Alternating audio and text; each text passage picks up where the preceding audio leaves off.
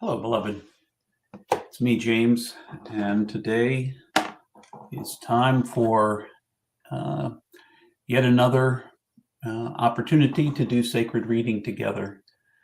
Sacred reading is predicated on the belief that in any given moment we might encounter spirit and listen for spirit in sacred texts as we read them carefully with the eyes and ears of our hearts open. My practice is to read it. When I do it by myself, I read it aloud, whatever the text is, 3 times with a pause in between, listening for an image, a phrase, or a word that I hear echo within that is spirit perhaps calling out to me, calling me to task, inviting me to see the world differently, uh, awakening in me some encouragement. Those are all the pieces of what we often find in our sacred reading. And as we practice sacred reading and listen for spirit in the texts, we can also begin to catch a glimpse of spirit in all sorts of other places in our lives, in the sunlight that's trickling through the leaves right outside my window as I look up from the camera. Um, the in all those places, Spirit is revealing the divine movement in our midst. So I'll read it once aloud for us, the text. Listen with me, if you will, and then you can turn off the video, or you can wait for my own response. I sort of try to set an example of how it works for me. I listen for the text and then I will speak it aloud. So listen now as we read together from 1 John chapter 4, beginning with verse 11. My much loved friends, if Creator loved us like that, then we should also love one another. No one has ever seen the Great Spirit, but as long as we love each other, He remains in us, and His love is made complete in us. We know that we live in Him, and He lives in us because Creator has shared His Spirit with us. We have seen and now tell you the truth about what our Father, the Great Spirit, has done. He sent His Son to be the sacred deliverer of the world. Those who tell others that Jesus is the Son of the Great Spirit are the ones Creator lives in, and they live in Him.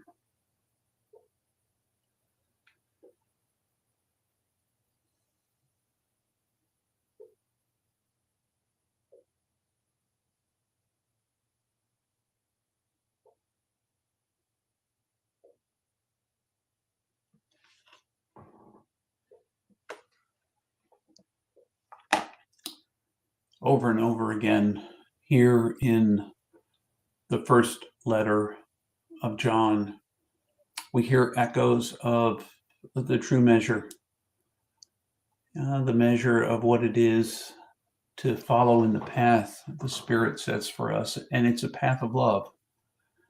And that love is made real in us in that the Spirit is poured into us. And even though we've not seen the Great Spirit, we experience and see that Spirit in love. As long as we love each other, the Spirit remains in us, and love is made complete in us. We are called to love. Some days that's a hard calling in my life. The things that irritate and push me away, the things I see in the world that I struggle with and wonder about and wish were different, sometimes make it hard, challenging to love. And yet, uh, in the person of Jesus, in his witness to us, even at the end, this isn't in this text, but even at the end of his life, looked at those who were in the process of killing him, part of the mob that led to his public execution, and called out to Abba, to God, forgive them. They don't know what they're doing. Perhaps sometimes it's hard to love because we assume everyone knows what they're doing, that they're all about the way they live, the way they are, the things they say. They think they know what they're doing.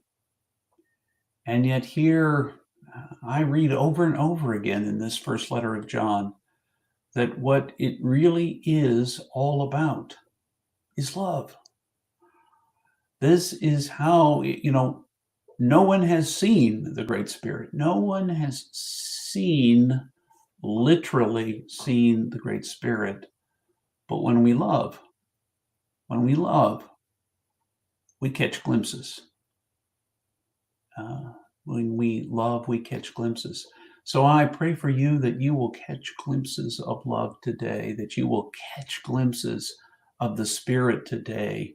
Perhaps it's in the way that you see somebody helping out someone else, or the way someone helps you out, or someone reaches out to you. Perhaps you'll experience one of the small kindnesses that life offers, and those kindnesses will be reminders of love. And in that love, you will see the divine presence. I hope for you that you will see that presence in your day, that you will know that Spirit is there with you.